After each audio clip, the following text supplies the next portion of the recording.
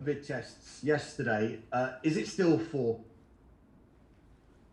Yeah, no more positive results at the moment. That must be a relief for you. Of course, but the lottery starts again tomorrow morning or tomorrow afternoon. We're happy in the moment that Kai has more than only one negative result, so he was back in training, and let's see.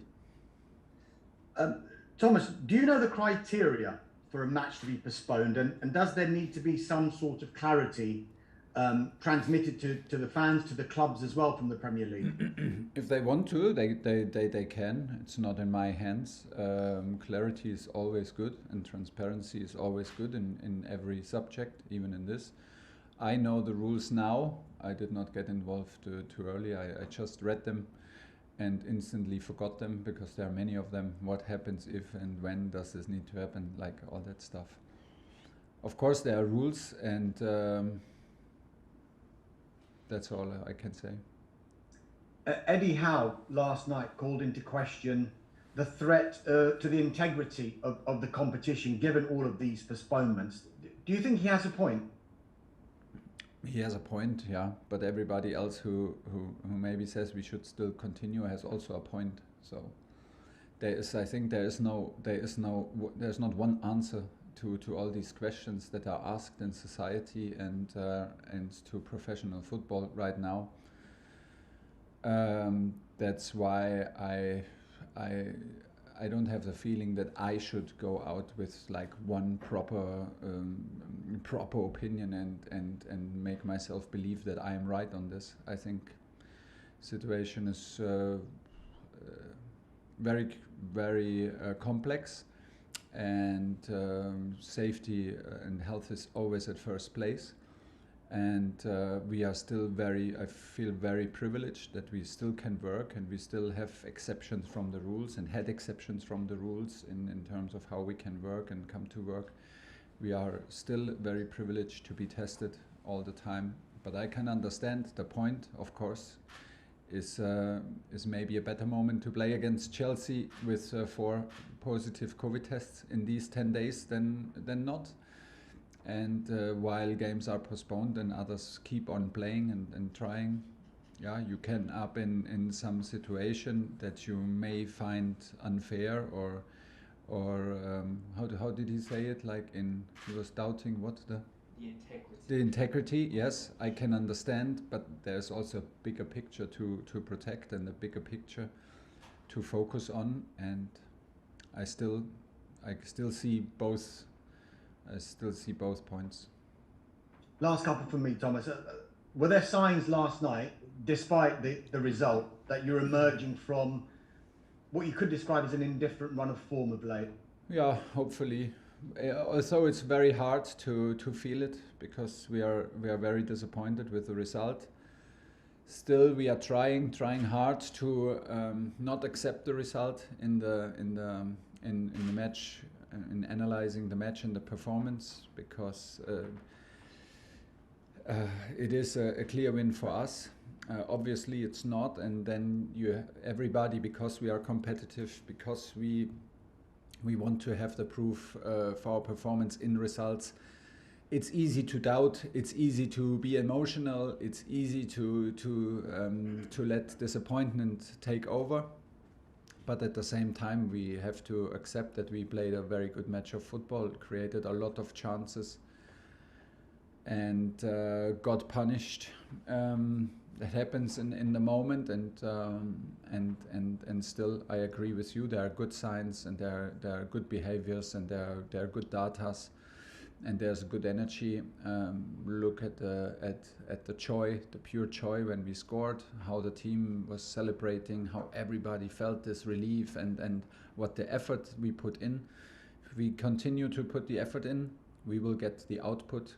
There is no alternative than to give everything in. There is no guarantee for results, so we will keep on pushing for the maximum effort and for the maximum input.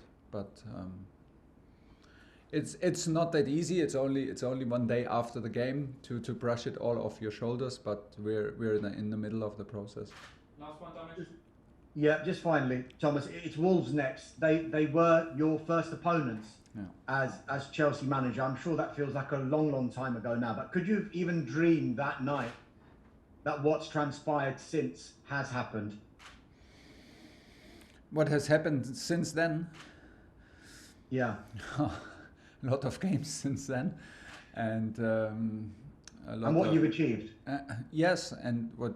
Yeah, but of course we had a big achievement in terms of a trophy, but the achievement is also, it's always the living the moment and pushing the moment to the limit, and living the moment up to the limit is also the achievement.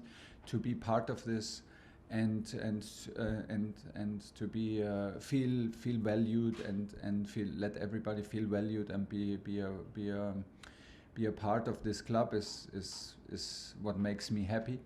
And yeah, so it's nice that we have some games under our belts, some victories, and even a big title. And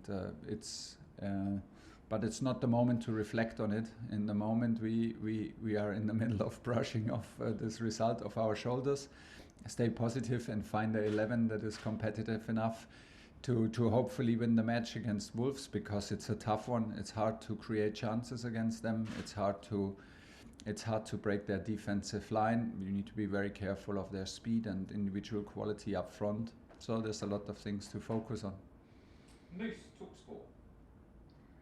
Hi Thomas, I hope you're well. Hi, I am. I partly heard the answer to your first question. You mentioned there you're waiting for the lottery of results from the testing today. Is that for a manager a worry? Because I know you like to control everything, down to the smallest detail of your team, and yet the biggest thing you can't control is who is available this weekend, because it's down to results that you've said are a lottery. Yeah, well, we wait for the results tomorrow. For today, we did already, so nobody can enter the training ground without a negative test. We were even maybe not too careful, but we left Kai out because he felt unwell. So we thought it's a high possibility that he might be positive. Did a PCR, which was not even needed in my information for the match. So he was negative on a flow test, but we left him out of the squad. Had nobody else on the bench left. We took this risk in consideration that health is first. Kai is still negative, so he was in training, but you can never be sure. Tomorrow everything can be different, and we have to go on from there. Tomorrow 2 o'clock is training. After that we sit in the bus and go to Wolverhampton. And I mean, I tell you no secret, once you have players out for COVID, you have them out for 10 days. 10 days in December means a minimum of 3 matches. This creates some obstacles and some issues to overcome. Emma Hayes mentioned after the Chelsea women defeat last night to Wolfsburg, she mentioned the fact that when she looked at her team, she didn't recognise them because they're worried about COVID, amongst other things, that they're worried about the current situation. Are you worried about the mental health of your players with all this going on at the moment? It's a fair point, because at some point you can get very, very focused to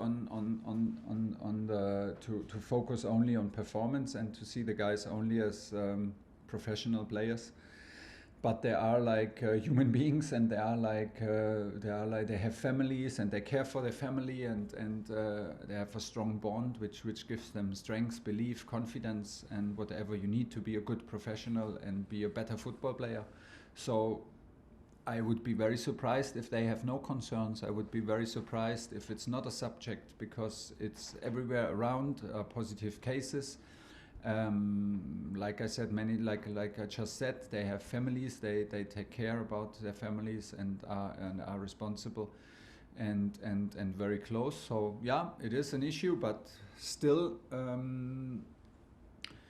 we managed to play yesterday on a high level. Still, we managed, in my opinion, to shift the focus before the match away from problems, but more than it's a reward to still have the privilege to do what we love.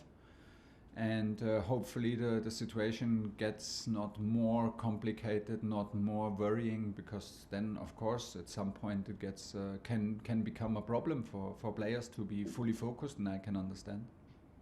And last one from me, this is your first experience of a Christmas in England playing football. In Germany, France, and you'd have had a break. Here we play, and we play a lot. We play every 3 or 4 days.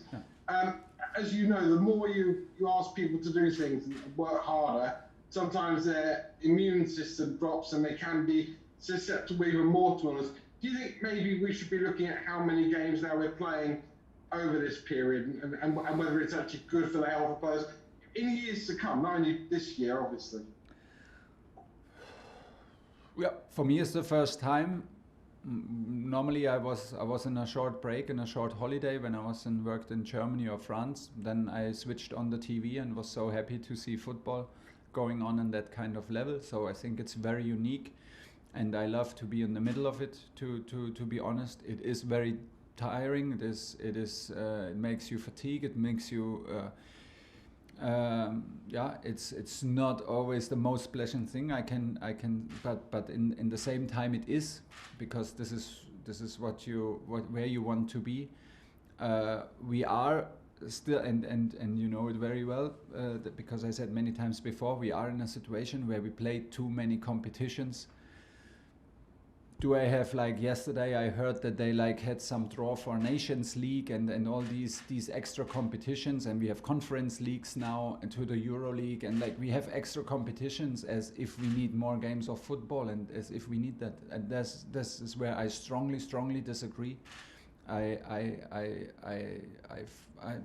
My concern is that we increase the amount, but we don't increase the level of the game, and we want to have high-level games, and this is what we have here. And here we have high-level games through the period where everybody else is used to do a break, and where English tradition is to play football. Honestly, I love it, and I think it's very unique, and I cannot see how to take this away should solve the issue, because in my opinion we play for the top players, for the international players. We have too many competitions out there for them to secure the quality of the sport. John Southall, hi. Hello, Thomas, can you hear me there? Yep. Can I just ask about a couple of players? Where are we with Mateo Kovacic? Is he still isolating, or is he out ready to play now? First day in training today. So how far off do you think he is from being able to be involved? If you want to have my very honest opinion, we have again Jorginho in doubt for Sunday because he's in pain. We have Ruben Loftus-Cheek in doubt because he's in pain. So do we know that they can travel with us tomorrow? No, we don't. I don't know if it's possible they play on Sunday. I don't know. So maybe we start with N'Golo and Matteo. Is that fair? Would that be fair? No. Would that be possible? I don't know, but maybe we do, because who else? Does that bring you back to the Eddie Howe's comments of the fairness of the competition? You've got five players out with COVID. Other teams probably have a similar number, and games are being called off. You've got loads of injuries as well. Can you understand that integrity question? I can understand the question. I can understand the point. I can at the same time. For me, I'm sure that there are rules, and if we are and why games are postponed. I cannot believe that teams get for the same amount of COVID cases protection and a postponed game. Let's see, because I mean, if you postpone one match for COVID, for me, but it's only my personal opinion, it must be almost 3 matches then, must be, because the players need to be 10 days out, no? Because our players need to be 10 days out. So let's say if we cancel the Everton game, nobody of these players can play Wolverhampton and Brentford next. So if you cancel one, you cancel 3. You end up in maybe another problem. So I can understand the decision to protect as many games as possible, and still I can also see the point in feeling the privilege to play. and I will not go down this road of making excuses or blaming or whatever. I simply don't want to go there. This is But you still think in your situation, in your situation, you still think with the players you've got out, it's still okay for you to play. Well, we prefer to play with all players in, but at the moment, it does not make sense for me to reflect on if it's better to postpone. It's simply not my decision. It's a decision from Premier League. If Premier League takes the decision that this game is postponed, we take care about it and we handle the situation. If they say we play, and this is in the moment we play, we focus on the guys who are here. And like I said, maybe we end up with N'Golo and Mateo Kovacic from the start. Last one, John. Yeah, talking about N'Golo, I suspect you'd be really reticent to start him unless he is really ready to start, given the problems he's had. Yeah, but we need to find the balance now, because we put everything on Jorginho's shoulders and on his responsibility. Ruben got injured yesterday, so let's see. Maybe we are forced to do a bit crazy stuff that we would normally not do. But what's normal? We miss key players and need to find solutions. Last one in the section, Paul Belson, LP. Thank you very much. Just a quick one, Thomas. You mentioned Wolves earlier. They played very well with no reward against City and Liverpool, one against Brighton in the week. How impressed have you been with them on this little recent run? Yeah, they had a rough start to the season and recovered from there. They're very disciplined with a clear structure and very hard to break down the defensive line. Very hard to create chances, so a big task for us, and we will focus on it from tomorrow. Before training, we will have a meeting. Then we will do our training and be well prepared, because we need to be well prepared. As you say, they had very, very good performances. We got a very late goal against Liverpool to lose the match, and had a deserved win at Brighton. So tough one. That'll do me. Thank you very much. Good luck. Thanks, Paul.